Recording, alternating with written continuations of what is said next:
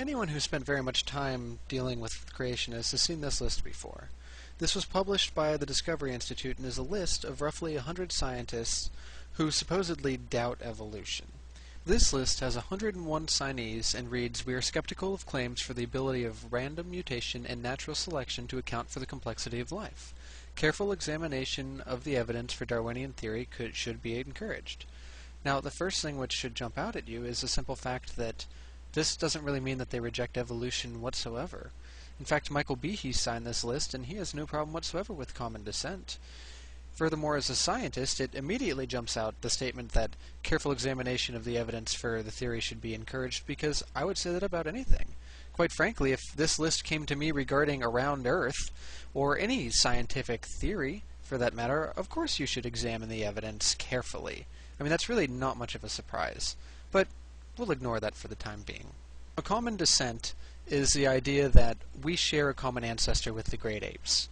I've spent a significant amount of time in colleges and universities, be it as a student, doing research, an employee, and whatnot, and I had never come across any biologist or scientist, for that matter, that doubted evolution. I mean, it's a well-known fact.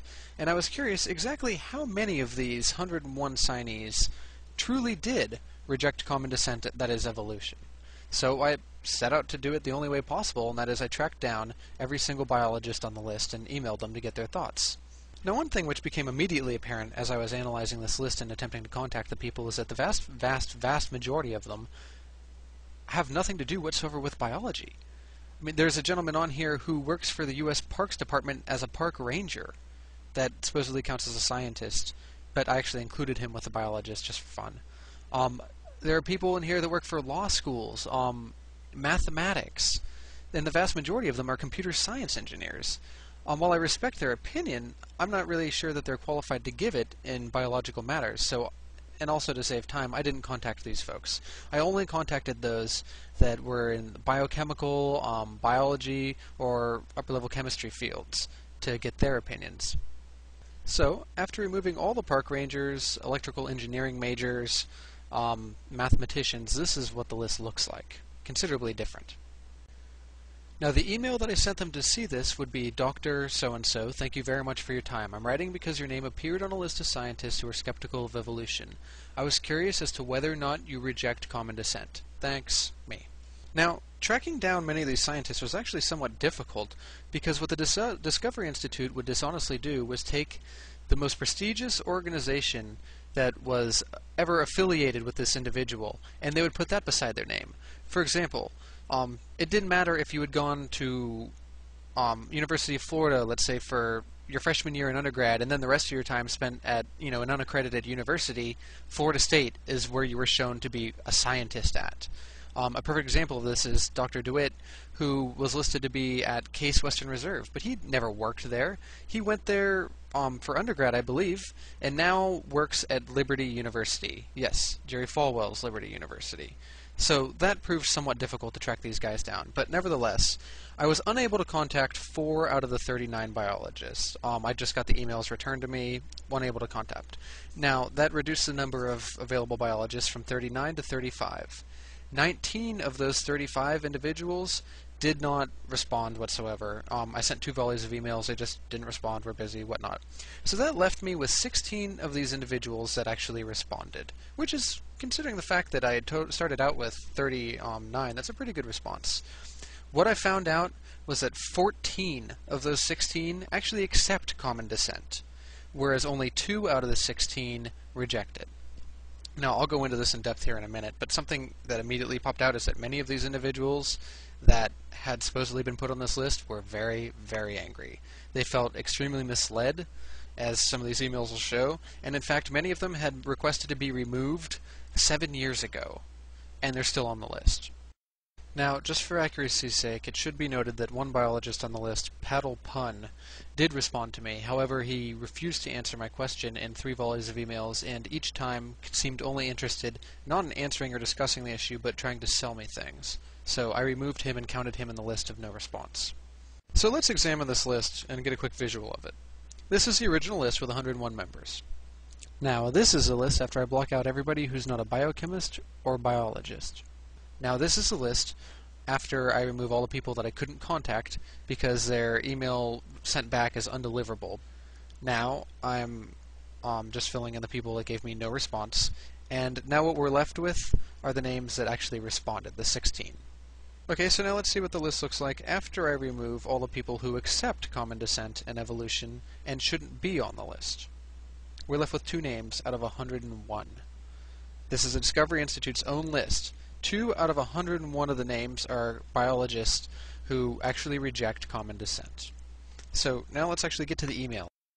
First, let's look at Dr. Fred Sigworth's email. He says, "No, I don't reject common descent. I've taken my name off that list because intelligent design has become weighted with much more than I've expected. My favorite book on the subject is Ken Miller's Finding Darwin's God." The man is recommending that I read Ken Miller, yet the Discovery Institute has him on a list of people who don't accept evolution. Next is Dr. Dan Quibbler. He replies, "Whitney, no, I don't reject common descent, nor do I reject evolution. Skeptical is putting it a bit too strong in my case, as it makes it sound like I'm a biological, intelligent design advocate, which I'm not." Professor Carl Koval actually wrote a statement on the issue, which I'll actually link you guys to in the comments of this video. It says, by signing the statement, well, part of it says, by signing the statement, I discovered that I had joined an intelligent design movement. A little bit later on it says, in fact, during the many public lectures I've given over the past 15 years on the subject, I don't recall ever saying that evolutionary theory was wrong. On the contrary, I've defended the more objective aspects of evolution, often to the disappointment of people in the audience who are inclined to believe the claims of young Earth creationists, despite the overwhelming scientific evidence against such beliefs. I support the role of skepticism in science and try to impart the importance of healthy skepticism to my students. Now, this man, once again, does not reject common descent. Dr. Ralph Seelk says, not in principle. I think there are many cases of good evidence for common descent. Here's an email I received from Dr. Michael Behe, the founder of the Irreducible Complexity movement. In it, and I've shown this in my other videos, he unequivocally, without doubt, accepts the fact that we share a common ancestor with the great apes. Now let's take a look at the 2 men on the list who actually do reject common ancestry. The first was listed as a neurosurgeon for Case Western University, Dr. David DeWitt. However, in trying to track him down, I realized that he had never, in his life, worked for Case Western Reserve.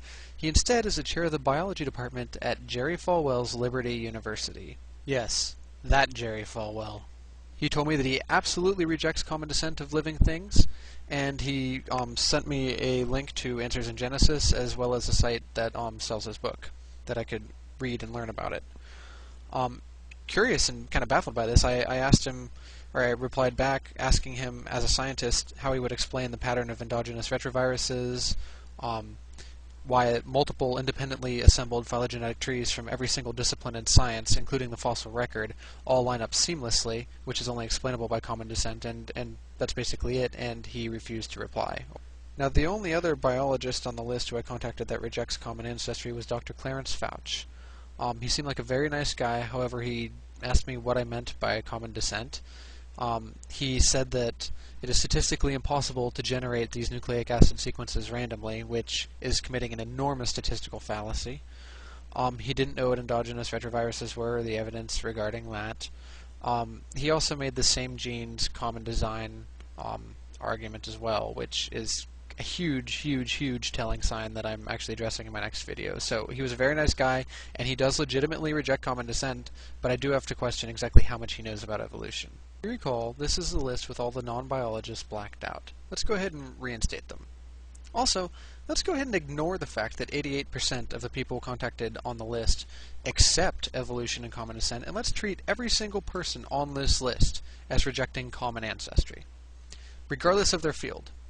Now, according to the U.S. Department of Labor, there are 3,661,320 scientists, biological scientists in the U.S. Now remember, this isn't the blacked out version. This is scientists, period, in the U.S. What happens when we divide 101 over that number? You get 0.00275% rejecting evolution.